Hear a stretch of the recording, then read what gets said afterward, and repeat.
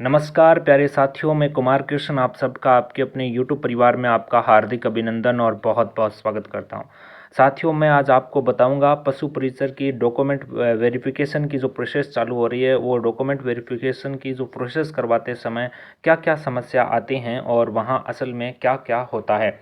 सबसे पहले अपन यहाँ बात करेंगे कि डॉक्यूमेंट जो सेंटर आपके जो डॉक्यूमेंट के जो जयपुर के अंदर जो सेंटर दे रखे हैं, पशु निदेशालय, जंतु कल्याण बोर्ड, है ना, और आपका जो पशुधन विकास बोर्ड है RLDB जो सेंटर, वहाँ पे आपको कैसे पहुँचना है और डॉक्यूमेंट वहाँ पे कौन कौन से डॉक्यूमेंट मांगते हैं, कौन कौन सा सर्टिफिकेट या आपसे जाति प्रमाण पत्र या कौन सा लगाना है, स्टूडेंट एब्सेंट कितने रहते हैं, तमाम बातें करेंगे। सबसे पहले बात करेंगे कि डीबी के अंदर जो आपको 3 लोकेशन दे रखी हैं, जैसे आप गूगल पे लोकेशन सर्च करोगे तो वहाँ पे आपको तीनों लोकेशन एक जगह ही दिखाई देंगी।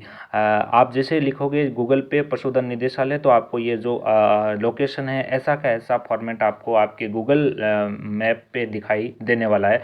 और वे तीनों के तीनों लोकेशन एक ही जगह हैं। जहाँ आपको पहुँचना कैसे है, किस प्रकार पहुँचोगे, तो जयपुर जैसे ही आप पहुँचते हो सबसे पहले आप पहुँचोगे सिंधी कैंप, बस स्टैंड उतरोगे जयपुर के सिंधी कैंप, सिंधी कैंप से आपको वहाँ से पहुँचना है पोलो विक्ट्री।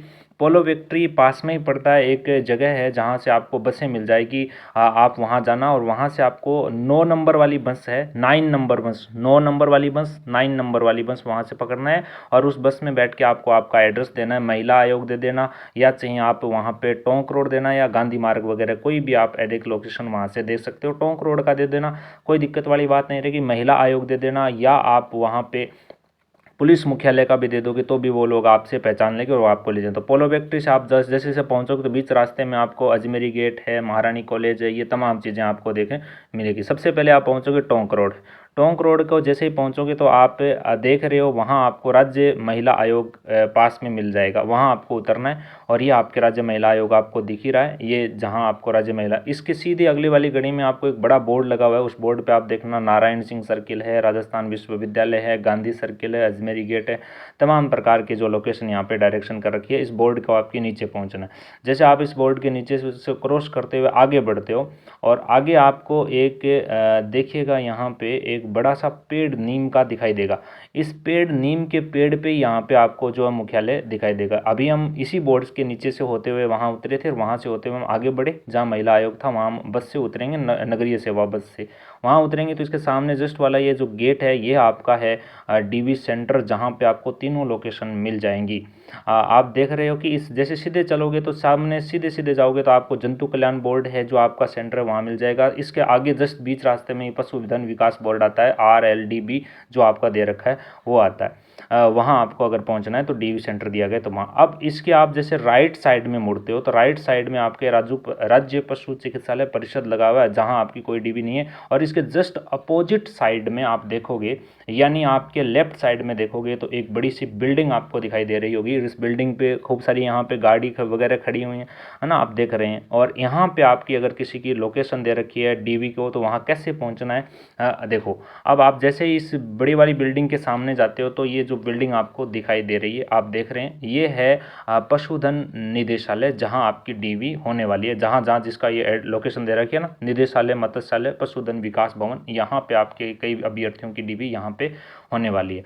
अब यहाँ पे आपको कैसे पहुँचना है, देखिएगा कि 10 बजे जो विद्यार्थी है उनको 9:30 पहुँचना है, 2 बजे का टाइम दे रखा है उसको 1 बजे पहुँचना है। और यहाँ आप देख रहे हो कि बहुत सारे अभ्यर्थी हैं जो अपने डॉक्यूमेंट सेट करने, इसे सामने वाले बगीचे में आपको बैठ के डॉक्यूमेंट सेव करने, फिर आपको अंदर प्रवेश करना है इस पशुधन भवन के अंदर।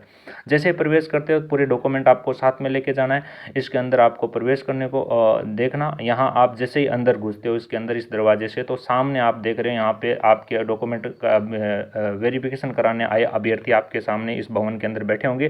वही अभ्यर्थी बैठे हैं जिसके डॉक्यूमेंट वेरिफिकेशन होने हैं, इसके अंदर बैठ सकते हैं। और इसके बाद आप देख सकते हो कि इसके एक यहाँ पे आपको आपके लेफ्ट साइड में जो एक व्यक्ति खड़ा है उस साइड में आपको वहाँ से एक फ़ोटो क्लिक करवानी है के लिए बोला जाएगा, वहाँ से आपको फ़ोटो क्लिक। फिर सामने वाला जो दरवाज़ा देख रहे हो उस सामने वाले दरवाजे में आपके डीवी होने में, फिर आपको डीवी होने के बाद वहाँ टीम के हिसाब से आपको बुलाया जाएगा। फिर आपको बाहर आना है, बाहर आने के बाद यहीं बैठना है कुछ समय, यहाँ बैठना आराम से, आप बैठ करके यहाँ फ़ोटो वोटो ले सकते हो आराम से और फिर इसी रास्ते से आपको वापस बाहर आना है। और जहाँ से आप घुसे थे वही रास्ता है। हालांकि अंदर आपको सभी प्रकार की सुविधाएं अंदर मिलेंगी आपको, जैसे मान लो कोई टॉयलेट समस्या है या कोई 1 नंबर 2 नंबर की समस्या है तो वो आपकी सेवाएं अंदर है। पानी की समस्याएं जो भी है अंदर एसी लगी हुई है, आराम से बैठ सकते हो। अब डॉक्यूमेंट कैसे तैयार करने हैं अंदर की बात बताता हूँ आपको। अंदर का वीडियो मैंने बनाया लेकिन यहाँ अपलोड नहीं कर सकता, लेकिन आपको फिर भी कोई विशेष जानकारी चाहिए तो मैं आपको अपलोड करवा दूंगा। आप मेरे टेलीग्राम चैनल से जुड़ सकते हो, नीचे लिंक दिया गया है तो वहाँ पे आप जाकर के मुझसे पूछ सकते हैं। आप देखिएगा कि आपको डॉक्यूमेंट कौन कौन से चाहिए। तो ये आपको दस्तावेज विवरण सालन का भरना है, उसमें सबसे पहले आपको वही डॉक्यूमेंट रखने हैं, एक शीट तैयार करनी है और सबसे पहले आपको स्क्रूटनी फॉर्म लगाना है। इसके बाद 10वीं और 12वीं की मार्कशीट लगानी है, 10वीं 12वीं मार्कशीट की फोटोकॉपी लगानी है और सेल्फ अटेस्टेड लगानी है, यानी उस पर साइन करते हुए लगानी है। फिर मूल निवास आपको ओरिजिनल नहीं देना है, उस सेट के अंदर आपको फोटोकॉपी देनी है। फिर प्रमाण पत्र जितने भी उसकी फोटोकॉपी देनी है और जो जो आपने तैयार किए हैं दस्तावेज, जो स्टाम्प पेपर वगैरह बतवाए थे वो ओरिजिनल देने। बाकी आपके जो मुख्य डॉक्यूमेंट है उसकी फोटोकॉपी सेल्फ अटेस्टेड करते हुए आपको एक सेट तैयार करके वहाँ देना है। तो सबसे पहले आपको स्क्रूटनी फॉर मैट्रिक्स और इसके बाद जो आप देख रहे हो और क्रमानुसार लगाना है। फिर आपका प्रमाण पत्र के हिसाब से लगाना है। फिर आप देख लो मूल चरित्र प्रमाण पत्र, जिस पे आपके 2 चरित्र प्रमाण पत्र होते हैं आपके, उस पर गजेटेड अधिकारी के साइन वो लगाने हैं। उसके बाद जितने भी आपके करेक्टर सर्टिफिकेट आपने बना रखे हैं जो भी आपके उधर लगा देना है 6 नंबर पे। 7 नंबर पे आपको सादे कागज पर वचनबद्ध प्रपत्र तैयार करना है। 8 नंबर पे संविधान वाला जो सादा कागज लगाना है। 9 नंबर पे देश वाला जो आपने लिखवाया है ना स्टाम्प पेपर पे, वो लगाना है। फिर 10 नंबर पे आपको विवाह प्रमाण पत्र, जो शपथ प्रमाण पत्र है वो लगाना है आपको। और उनसे संबंधित कोई भी जुड़ा हुआ शपथ पत्र या कोई भी आपने दिखाया वो आपको यहाँ लगाना है। संतान वगैरह, सामान्य घोषणा पत्र, विकल्प पत्र, ये इस क्रम से आपको एक सेट करना है। एक सेट आपको तैयार करके उधर आपके सामने उधर लेके जाना है। 4 फोटो लगेगी और आधार कार्ड आपका पास में होना चाहिए, उनकी फोटो को भी ये तमाम इस प्रकार आपके साथ में लगाने होंगे। और यहाँ लगाने के बाद जैसे आपको अंदर बुलाया जाएगा तो वहाँ आपके सामने 1 नंबर से 10 नंबर तक टीम अलॉट हुई है, उसके हिसाब से आपको पहुँचना है।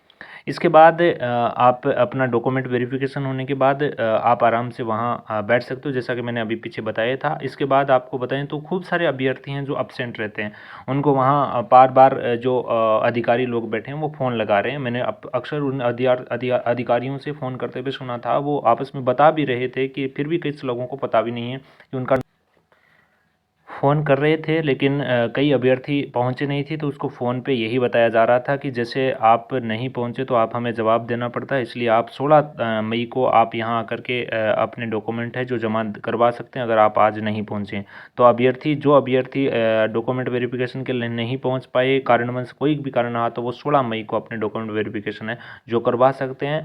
और रही बात बहुत सारे अभ्यर्थी जो थे वहाँ एब्सेंट है जो देखने को